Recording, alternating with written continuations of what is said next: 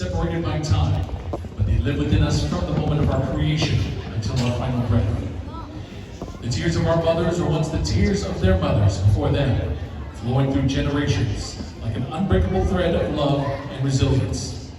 Today we honor this sacred connection between Mama and Mama Whenua, past, present, and future, as we carry their legacy forward with gratitude and reverence.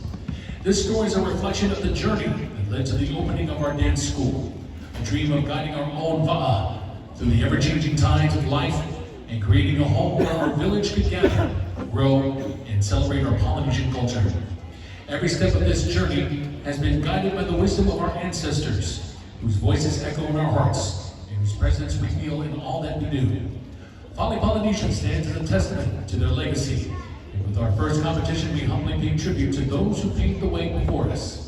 May our efforts honor their sacrifices, and may we continue to carry their light forward with pride. Ladies and gentlemen, in the Ahuroa category, please welcome